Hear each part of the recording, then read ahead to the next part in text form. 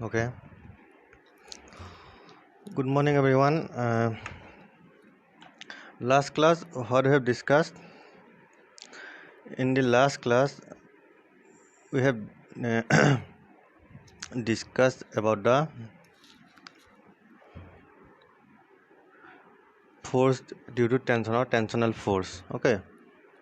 In the last class, what we have discussed, we discussed about the question paper of weekly test 4 and about tension. Okay, or tensional pull. Okay. In last class, we have discussed about the tension, or in the class I have discussed about how we assign the direction. Okay, direction of tension. Okay, see, basically tensional or force or tension appears in rope or a string. Okay, in this type of things tension appears, and it is actually pulling force.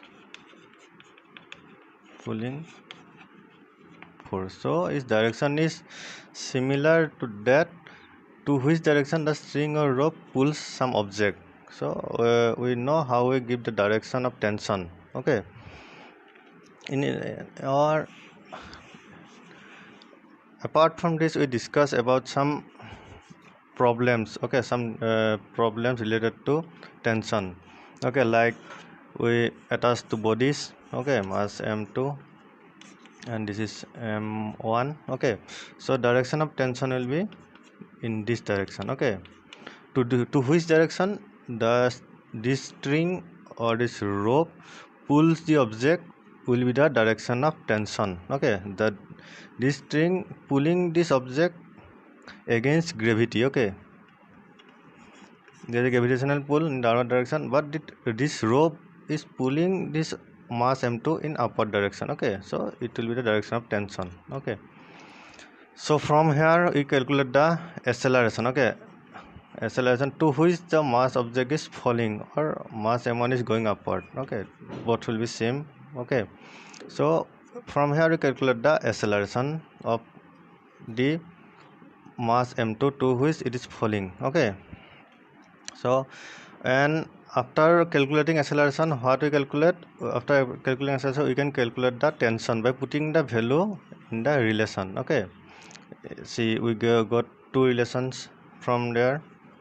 M2g minus t is equal to M2a, and another relation is t minus M1g is equal to M1a. This is equation 1 and this was equation 2. Okay, but see here M2, M1g, these are known. Okay, only unknown quantities are t and a. Okay, so we solve these two equations for acceleration and tension. This is how we calculate the tension in such type of problem. Okay, there is actually various type of problems and there is another numerical I'm going to discuss, which is in your book also. So what is the so consider a system. Okay, suppose there is a mass which is attached to the ceiling with a rope of 2 meter, with a string of 2 meter. Okay, and the mass of this object is, mass of the box is how much? 6 kg. Okay, it is 6 kg mass or 6 kg box which is attached to the ceiling. Okay, and at the midpoint of this string, what happens? A force F is equal to 50 Newton is applied. Okay, so when after 50 Newton force is applied, what will happen? The string will bend. Okay, bend up to some limit. Okay, this is 6 kg, so this is 50 Newton, 50 Newton force. Okay, so we are asked to calculate the theta. Okay, we are asked to calculate the theta, the angle theta which is made by the string with the vertical. Okay, we are asked to calculate the angle theta. So in this type of problem, what we do, we go for free body diagram. Okay, so see, in free body diagram, what we normally do, we isolate the different points, okay, where force is applied. Okay, see, this at this point, what is the force? This force is applied, then there is a tensional pull and there is a tensional pull. Okay, so at equilibrium, or these are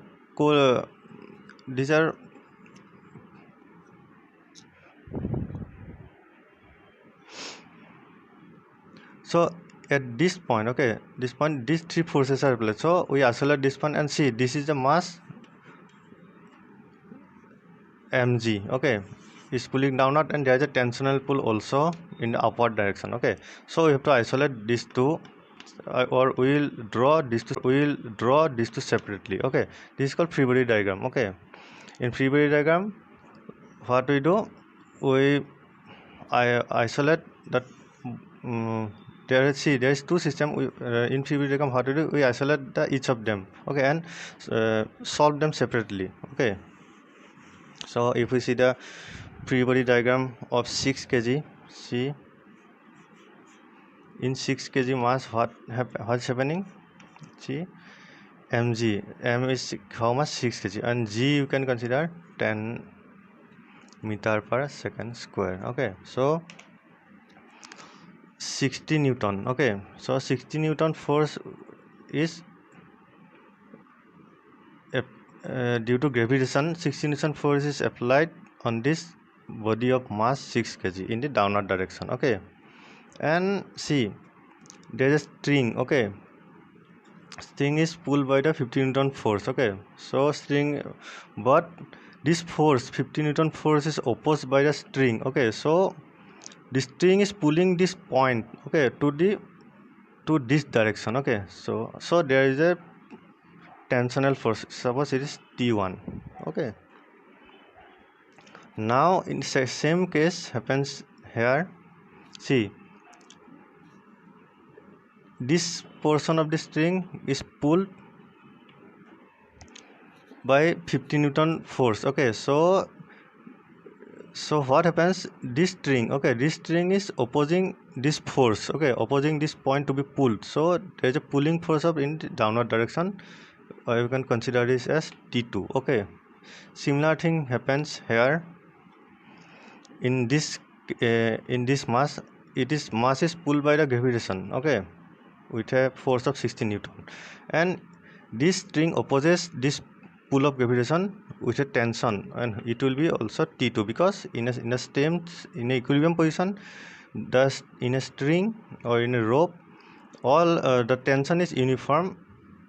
Okay, tension is uniform in a rope, okay, at this equilibrium position, so this will be also T2. So see, in the first this case, what happens, this is a free body diagram, there is a force T2. Okay, this is the forces applied on this body. Okay, so from here we can calculate T2. Okay, so T2 will be how much? 60 Newton. Okay, so T2 is how much? We got T2 is 60 Newton. Now the free body diagram of this point. Okay, these are three concurrent forces. Okay, this 1, 2, T1, T2, and 50 Newton are concurrent forces applied on this point. Okay, so we'll draw the free body diagram for this. Okay, so how we draw this? Suppose, okay, this point, see, this is T1, vertical it is magnetic angle theta, this is T2, and this is 50 Newton. Okay, this is the free body diagram for this concurrent forces applied on this point, and this is the free body diagram for this mass where two forces are applied, where T2 and gravitational pull, and this is the free body diagram for this point where three concurrent forces are applied simultaneously, and this is in equilibrium position. Okay, so after that, what we find that what is T1. Okay, we know T2 is how much? 60 Newton. So now we know T2 is how much? 60 Newton. Okay, and we have to calculate the T1, or we are asked to calculate the theta. Okay, so see, in this direction T1 is applied, so and T1 is making an angle theta with a vertical. Okay, so how we do? We resolve T2. Okay, we resolve T2 in two components. Okay, see, like we have done in earlier that how we resolve the components of any vector. See, in this direction what it will be? T1 cos theta, and in this direction it will be T1 sin theta. Okay, so this component is T1 sin theta, this is T1 cos theta. Now we have obtained T2 is equal to 60 Newton. Okay, so from this, see, T1 sin theta and T1 cos theta. Okay, see, these forces are in equilibrium position. Okay, this component, these three forces actually T1, T2 and 15 Newton are in equilibrium position. So now what we have done, we resolve T1 in two components. Okay, two perpendicular components. So T1 cos theta, which is opposite to 60 Newton force, and T1 sin theta, which is opposite to 50 Newton force. So see, for remaining this point, okay, to be in equilibrium position, so what must be the condition? T1 sin theta must be equal to 50 Newton. So T1 sin theta equal to 50 Newton. Okay, to remain this point in equilibrium position, what is the condition? That these forces must cancel each other. Okay, all the forces must cancel each other for remaining this point to be in equilibrium. So we have resolved T1 two components, T1 cos theta and T1 sin theta. T1 cos theta seat and T1 sin theta is opposite to 50 Newton. So it must be equal to 50 Newton for remaining the point in the equilibrium position, and T1 cos theta will be 60 Newton. Okay, like we have done in equilibrium of concurrent forces in earlier class. What we discussed? Equilibrium of concurrent forces. Okay, so there I have discussed that how we can for three concurrent forces, how we find the equilibrium force. Okay, that condition for equilibrium for three concurrent forces. Okay, we have discussed in earlier cases. Like this, a similar case. Okay, so now what we do? Suppose this is 1 and this is 2. See, we are asked to calculate the theta, angle theta, okay, which is made by the string with a vertical. So now what we do? 1 divided by 2. Okay, so what it will be? Sorry, it will be how much? T1 sin theta by T1 cos theta equal to T1 sin theta by T1 cos theta equal to 5 by 6. Okay, now T1 calculation, it will be tan theta is equal to 5 by 6. Okay, now what we do? Theta will be how much? Tan inverse 5 by 6. So this is the theta that we are asked to calculate. So see how we calculate, go for solving the problems. Okay, so this is how we calculate this is how we deal with this type of problems. Okay, so if we calculate in scientific calculator, so how the angle of tan inverse 5 by 6 will be nearly equal to 40 degree. Okay, so when 50 Newton force is applied in the right direction, so what will be the angle made by this string with a vertical? It will be 40 degree. Okay, so this is how we can solve problems by simply going through the equilibrium going through the condition for equilibrium of concurrent forces. Okay, and for this we have to know how to deal with tension. Okay, because in this type of problems you have to give direction, you have to assign direction to the direction of tension. Okay, to which direction of the string or rope the tension will be applied. Okay, you have to know this. For this you have to solve problems. Okay, now in mechanics, what do we in mechanics we deal with different type of forces. Okay, in mechanics we deal with different type of forces. Okay, so first one is, what is it? Is gravitational forces. Gravitational force. See, in every problem, okay, in every problem the gravitational pull or gravitational forces appeared in every problem in mechanics. Okay, so in mechanics we frequently discuss about the gravitational forces. Then another forces we discuss mainly the contact forces. Okay, contact forces in mechanics. Apart from gravitational force, we discuss mainly about the contact forces. Okay, so what are the contact forces? Okay, when two bodies like Newton's third law, that one if your force always appears in pairs. Okay, in mechanics, like contact forces, like friction, you can say this frictional force. Okay, frictional force. Then then viscous force. Okay, viscous force, this type of forces. Okay, like when you dip an object in the water or fluid, what happens? It will exert a force, the fluid will exert a force. Okay, on the object, solid object. So this is due to buoyancy. Okay, buoyancy of the fluid. Okay, so this type of forces, okay, discuss in mechanics.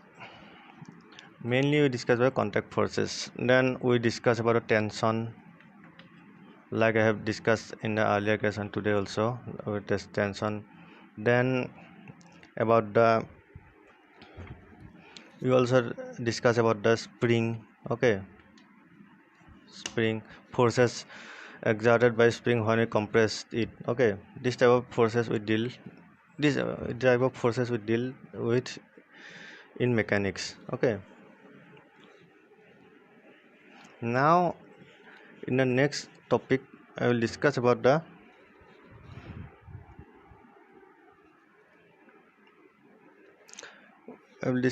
friction. Okay,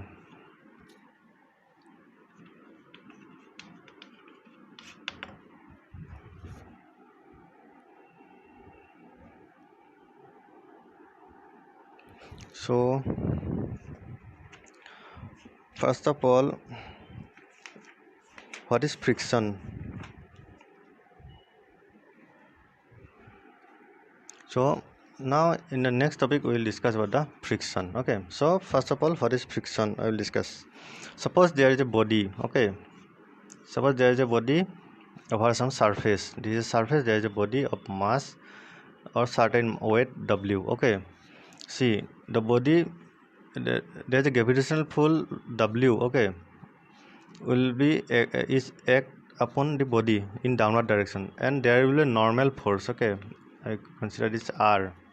See, when an object is placed on some surface, two forces are applied which cancel each other. Actually, one gravitational pull and one is normal reaction. Okay, so see, though both the two forces are cancelled by each other. So so what I am saying, that if we apply any amount of force, okay, any amount of force, whether F may be small or very large, whether suppose we consider a very small amount of force. Okay, so what should happen? The body should move. Okay, if we apply a small amount of force, F is very small, then what should happen? See, there is no resultant force in this body.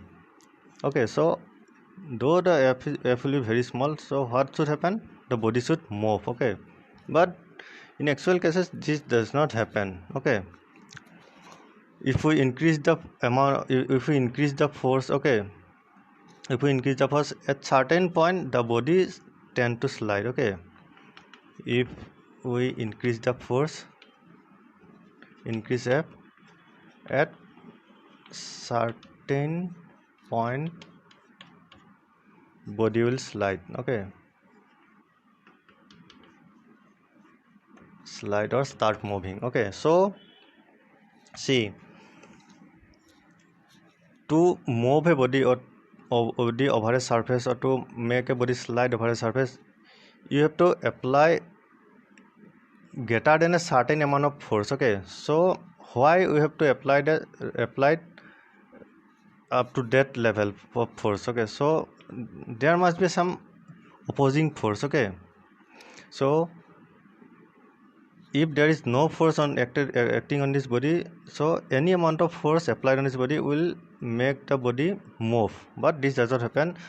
Actually, what happen after a certain point, if we increase the force F, after a certain point the body will start moving or it will start sliding. So from this we conclude that there is an opposing force, okay, acting on this body. Okay, we consider this as Fr, which is called frictional force. Frictional force. Okay, so from here, from this idea, what we conclude that there is some opposing forces acting on the body. Okay, though all the resultant forces are cancelled out, there is some opposing force which act on the body. Okay, which is called frictional force. Okay, and this frictional force rises between the two surfaces. Okay, between the surface of the body and between this surface of the plane. Okay, this frictional force rises between the two surfaces. Okay, so that is why uh, we have to, that is why the body does not move with a small amount of force. Okay, we have to apply a force greater than a limiting point. Okay, so this is due to friction. Okay, the friction pulls the body backward or opposite to its direction. So this is called frictional force. Okay, so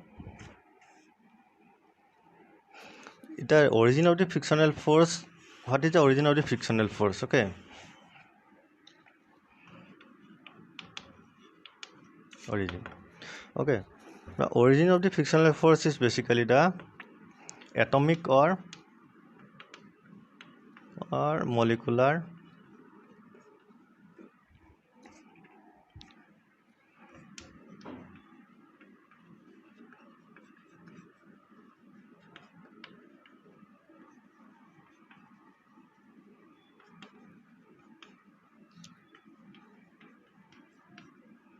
okay, so what is the origin of the frictional force?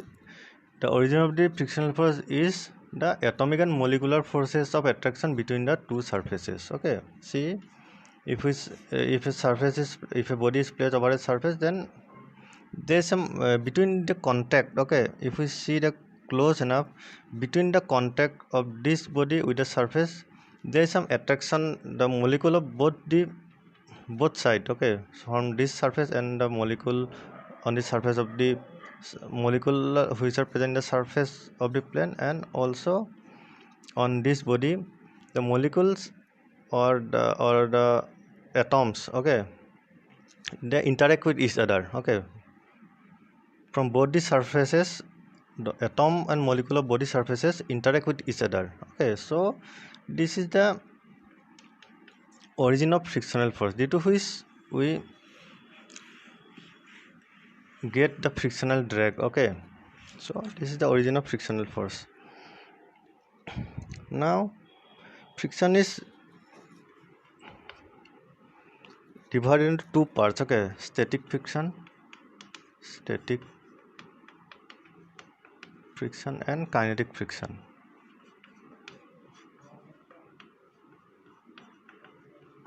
Okay, then another type of friction is rolling friction.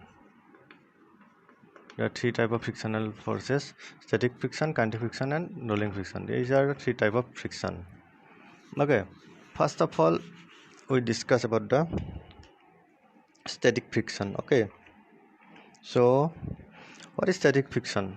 Suppose a body, suppose a body is present, a body is placed on a surface of the table. Okay, body is present on the surface of the table. So if we apply force F, okay, to slide the body in the right side, okay, in this direction, if we apply the force F, okay, the body will slide after certain amount of force. Okay, suppose we apply very small amount of force, what happens? The body will not move. Okay, but if we increase the F, okay, if we increase the force, after a certain limit the body will start moving. Okay, so so this frictional force, okay, there is a frictional force which pulls the body in backward direction, which rises, which appears between the surfaces. Okay, so from here we see that the frictional force which pulls the body in backward direction. Okay, so this is called static friction. Okay, static friction. Okay, so this friction appears when the body disappears. Okay, this appears or acts on a body up to when it start moving or start sliding. Okay, so this is called static friction. Okay, so what is static friction?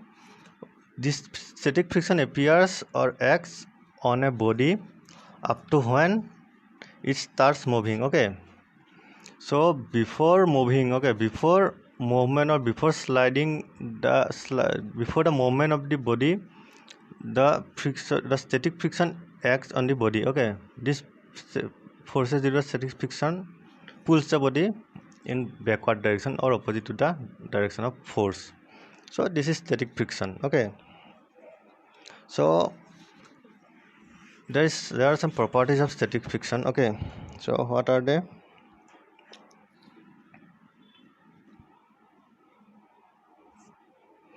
It depends upon the nature of surface.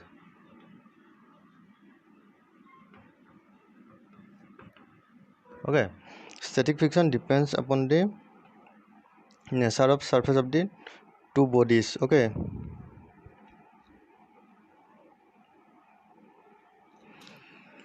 so surface of the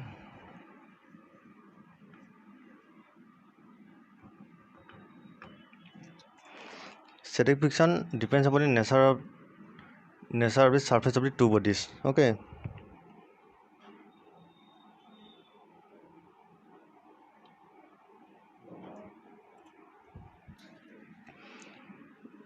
so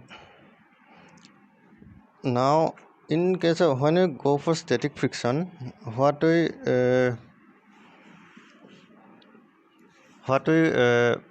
go for, we go for limiting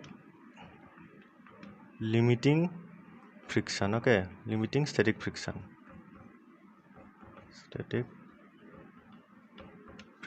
Okay, actually when we discuss static friction, we go for limiting static friction. So how we represent frictional force? Okay, frictional force, see, frictional force is what? Second important point is that it is independent of the area. Okay, it is independent of the area of contact. Okay,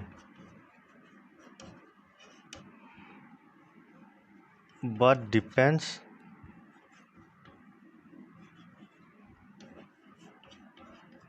upon the normal reaction.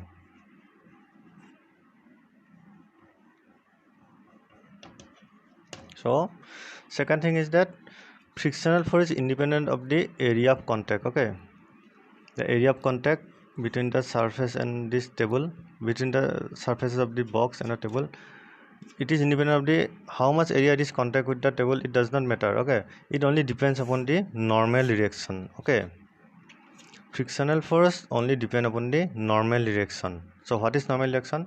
See, this is mg. Okay, so it will surface will give a reaction force r, okay, which is perpendicular to the surface. Okay, so if the gravitational force is gravity force mg is applied in downward direction, so this surface, okay, the table will exert a reaction force which is perpendicular to the surface of the table. Okay, so friction depends only upon this normal force. Okay, so how we write then static friction?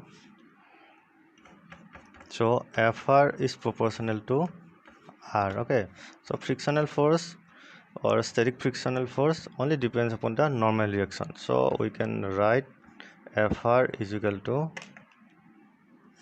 mu R, mu S. Okay, this is, so what is mu S? Coefficient of static friction.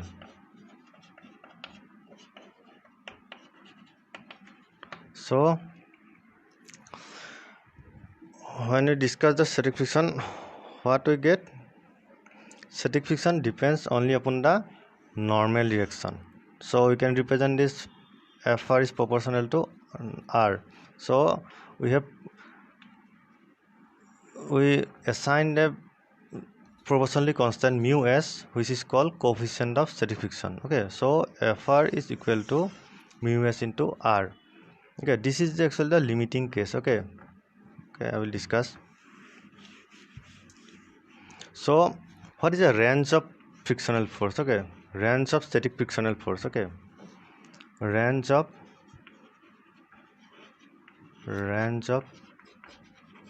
static friction. Okay, so see, this is Fr. Suppose is static friction is always less than or equal to mu S into R. Okay, this is how we represent a static friction. Okay, static friction will act on a body up to when it starts sliding.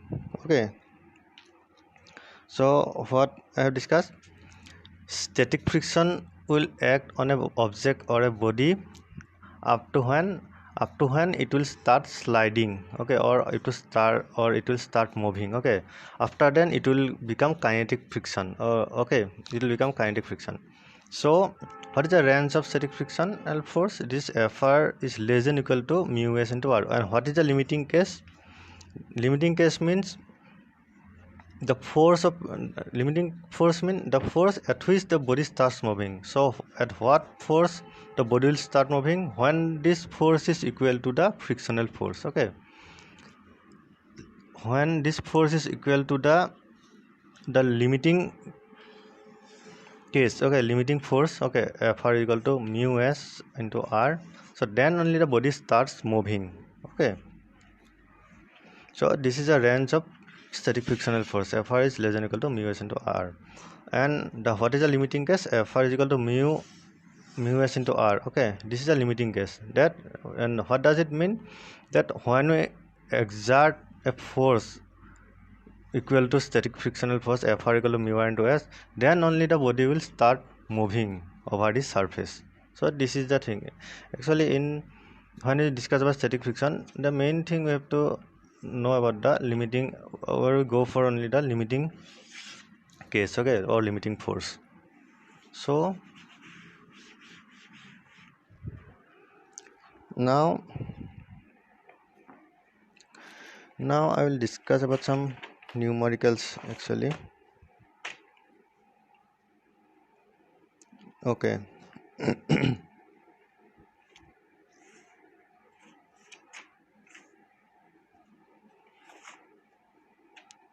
So how we calculate mu? Okay, mu S means coefficient of static friction. Okay, so how we calculate this? Okay, suppose we consider a mass m over a surface. Okay, suppose you consider a mass or a object m over a surface. Okay, so this will experience a force gravitational force mg downward direction, and there will be a normal direction r. Okay, this is the thing we know. Okay, suppose we are applying a force to pull the object in the right side, okay, or in this direction. So suppose at some point or some value of f, okay, it starts sliding. Okay, so we know the value of f at which it starts sliding. Okay, so from this value of f we can calculate this coefficient of static friction. See, when the body starts moving, this is the limiting case of static friction. So when the body will start moving, when force exerted on the body is equal to the frictional force. Okay, when this force is equal to the frictional force, which is the limiting case in static friction, so then only the body will start moving. So we know how we represent Fr. Okay, this is Fr is equal to mu into r. Okay, mu s actually static friction coefficient static friction, mu s into r. R is the normal direction, nothing but here in this case nothing but it is mg. Okay, so what is the force? How much force we have to exert? F is equal to mu s into r, or F is equal to mu s into mg. Okay, so if see, if we know the value of if we know the value of f at which the body starts moving, we can calculate the mu s. Okay, from here we can calculate the mu s equal to f by mg. So I am writing this w and this is r. So what is f? At what force it starts sliding? It is mu s into r. Okay, so this is we know. So what is mu s? Mu s equal to f by r. Okay, so coefficient of static friction is nothing but the force at which it starts sliding. Okay, limiting force by the normal direction. Okay, coefficient of static friction is nothing but the limiting force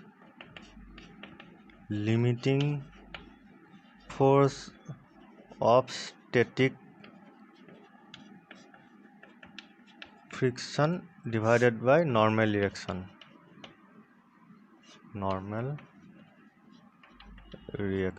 Okay, so now what we get?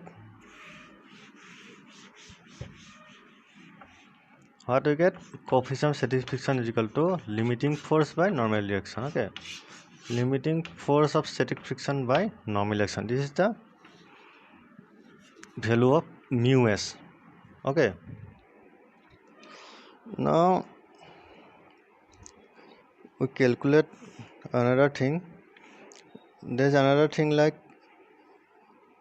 suppose we are going for an example. Okay, suppose now we are going for an example. Suppose there is an object of mass, how much? It is 600 kg. Okay, 600 kg. Okay, there is an object of mass 600 kg. Sorry, the object of mass 600 kg, and you are applying a force of 490 Newton at which it starts sliding. Okay, so you have to calculate the mu, coefficient of static friction, for the two surfaces. Okay, for these two surfaces, for the surface of the object and the surface of the plane, you have to calculate the mu s. Okay, coefficient of static friction. And what is given? Object mass 600 kg is placed on a surface and it starts sliding at 490 Newton force is applied on it at certain direction. So here see, so what is this?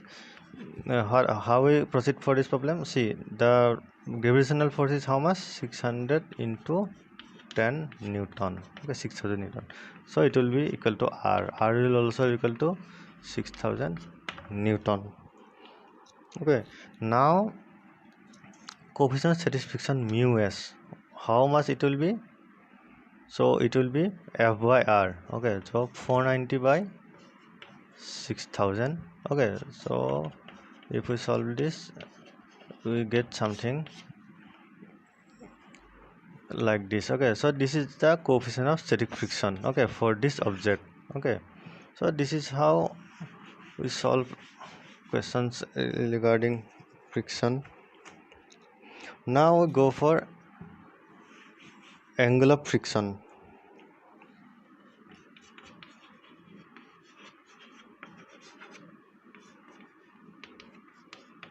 Now second term that comes in case of in this when we discuss about the static friction, that is angle of friction. Okay, so angle of friction, so suppose I am considering object. Okay, there is a force F is applied in direction, and this is a normal force. Okay, so this is a normal force. Okay, so when we write down the F, it is nothing but a limiting force. Okay, limiting force of static friction. Okay, this actually represent the limiting force of static friction. Okay, this is F, and this is a normal force. So what will be the resultant? This resultant of these two forces, these are vectors actually. Resultant of F and R will be in this direction. Okay, so O we consider B, C. Okay, suppose we name the point as O, A, B, C. So what is the angle of friction? Angle of friction is nothing but the angle made by the resultant of the limiting friction and the normal direction to the normal direction. Okay, angle of friction is nothing but the angle made by the resultant with the normal direction. Okay, and resultant of what? Resultant of normal direction and the limiting friction. Okay, force of unlimiting force. Okay, so how we write the so how we define angle of friction? It is the angle made by the resultant of normal reaction and limiting friction to the normal reaction.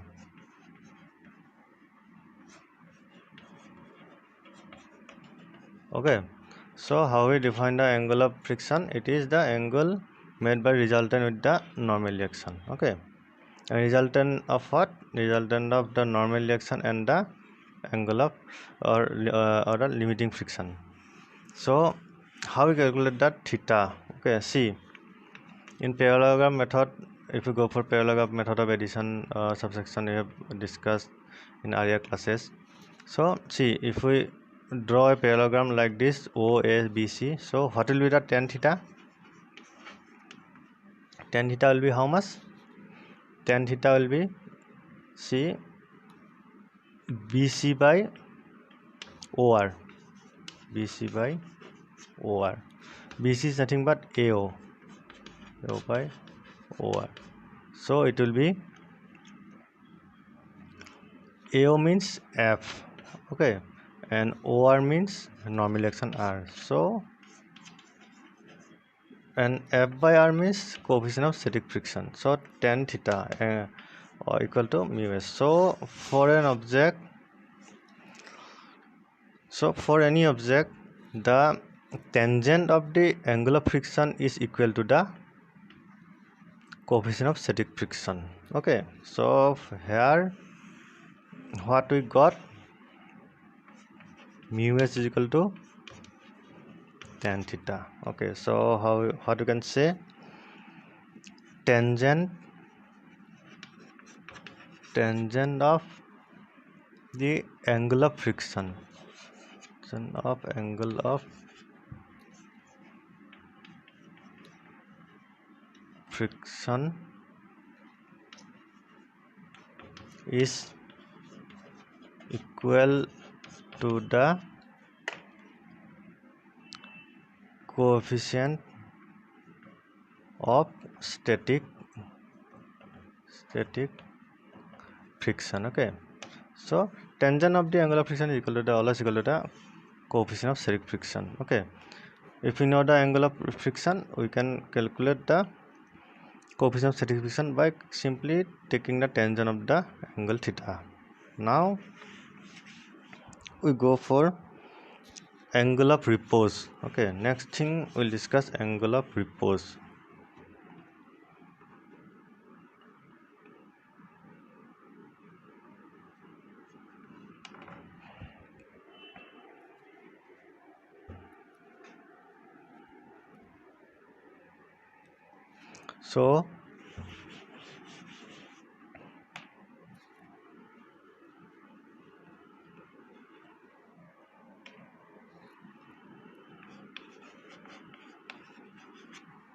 So angle of repose. So what is the angle of repose?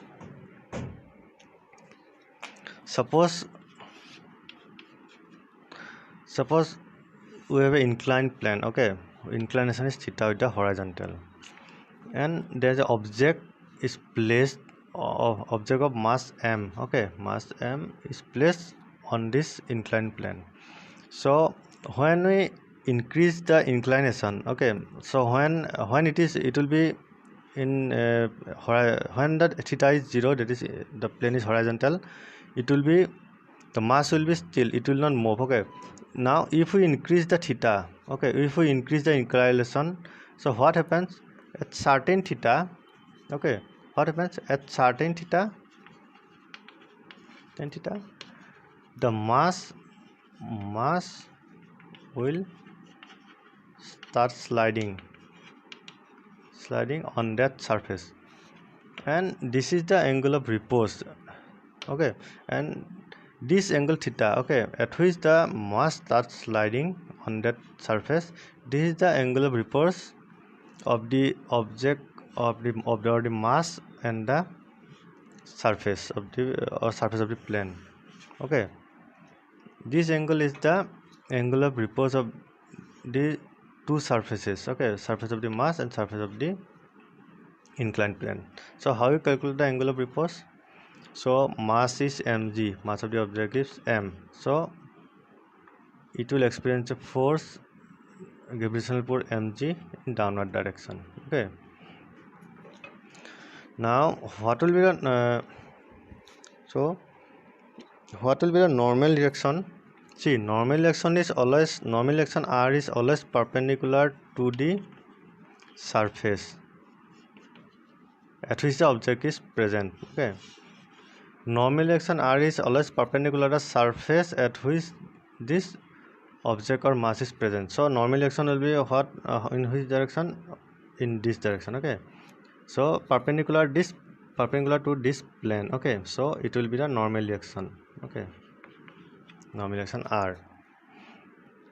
So now before sliding, okay, so the body is in equilibrium. Okay, when we increase the theta up to certain limit, it will start sliding. Up to then the body is at rest. Okay, so body, so all the forces are balanced. Okay, before sliding all the forces acting on the body are balanced. Okay, at limiting case only that it starts sliding. Okay, so what happens, we consider this in the equilibrium. Okay, after we consider the time we consider object at that time when it is just start sliding. Okay, we consider that time. Okay, so we can consider this that it is in equilibrium, all the forces are balanced. So see, this is theta, so this will be also theta, and if we resolve this mg into two components, this will be mg cos theta and this will be mg sin theta. Okay, so mg cos theta and mg sin theta. Okay, now see the body starts sliding in this direction, okay, downward direction. So frictional forces will be applied, or frictional will exert frictional force in this direction. Suppose we consider this as F, okay. So they see in for this object or this body, what is the frictional force? The frictional force is in this direction, okay, and it is equal in limiting case. It is equal to F is equal to mg sine theta, okay. So it is Fr, okay. So when F is equal to frictional force, F is equal to when the F acted on the body, okay, the force is equal to frictional force, then only it will start sliding. So when it will start sliding, when force F is equal to the frictional force, okay. So we can write that F is equal to mg sine theta, okay, at which the body starts sliding, okay. Now what is R? See, the body is in equilibrium, we have considered, so all the forces will be balance each other. So R, opposite to R, what is the force? The component of mg cos theta. So R will be equal to mg cos theta, okay. Now consider this 1 and this is 2. So now 1 divided by 2, what it will be? Mg will get cancelled, tan theta is equal to by R, okay. So or tan theta is equal to mu coefficient of satisfaction, or theta is equal to tan inverse mu s, okay. So what will be the angle of repose of a plane, okay. So what will be the angle of repose for a object when is placed in a plane, okay. So see, from here we can calculate the angle of repose of an object when it is plane in certain plane, okay. Friction is this angle theta is not appeared for single object, okay. So all simply for mass m. Is a combination of both this mass m and this surface, okay, on this surface, okay.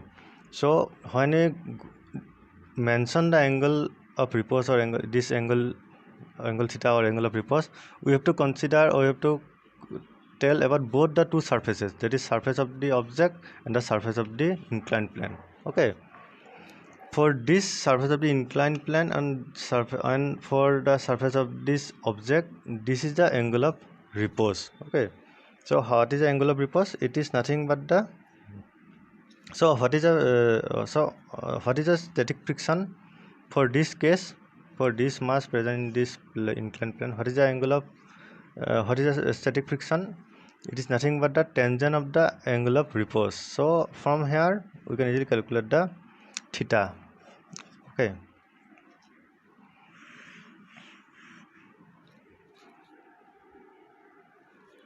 So what we get? So mu s, which is coefficient of static friction, is equal to the tangent of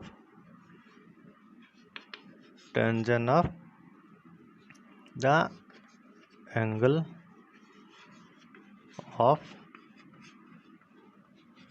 repose, okay. Mu s is equal to tangent of the angle of repose, okay. So if we are given, or if mu s is provided for an inclined surface, okay, inclined surface and a object, or for an inclined surface, if the mu s is provided for the two surfaces, suppose in a problem mu s is provided for an inclined plane and for a mass present on an inclined plane. So if we are asked to calculate the angle of repose, so what we do? We know that tan theta equal to mu s, so theta will be tan inverse of mu s, okay. So simply this thing we do.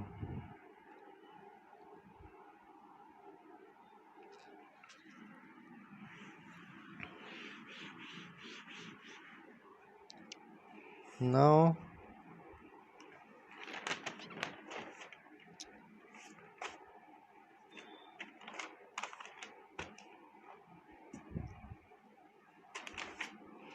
we discuss about the work against friction. Okay, so suppose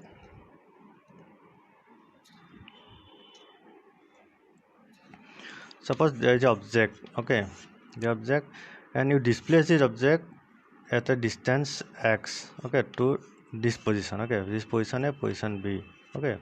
You displace an object to position B, the separation is x between A and B. So the normal reaction is R on this position, mass is mg, suppose mass of the object is m, then what is the normal reaction? This will be R, and the R is nothing but the equal to m minus mg. So when you slide the object or displace the object this direction, a frictional force is applied in the opposite direction, okay. When this force, okay, when this force is equal to the frictional force, okay, when this force is equal to frictional force, then only the body will slide, okay. Suppose the body slide in uniform velocity, not uniform velocity, this the body does not accelerating, okay, it is moving in uniform velocity to this position. So what will be the work done on the on this mass m? So body will start sliding when F is equal to mu s into R, okay.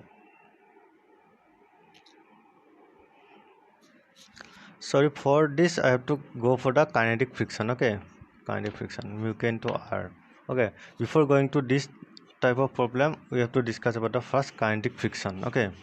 So next thing I will discuss the kinetic friction, okay. Up to now we have discussed about the static friction. Up to now we have discussed about the static friction, okay. In static friction we normally discuss about the limiting frictional force, okay. In static friction we normally discuss about the limiting frictional force, limiting frictional force, and the force of satisfaction, how we represent a range of the force of satisfaction, mu s into R, and the limiting case will be F is equal to mu s into R. R is nothing but the normal reaction, and we there after that we calculate what is mu s, okay. Mu s is nothing but the force of limiting force of friction divided by normal reaction, okay. And after that what we discuss about the angle of friction, and angle of repose, okay. Angle of friction is for plane surface and angular repose is for inclined surface, okay.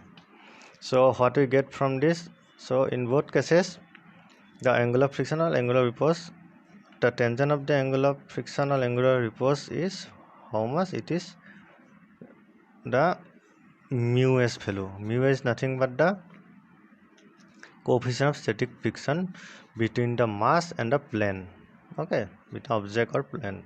So from here you can easily calculate the theta, okay, angle of friction or angle of repose. Both are equal, okay. For a plane both are equal, okay. So after this we have discussed about the static friction. Now next class we will discuss about the kinetic friction, okay.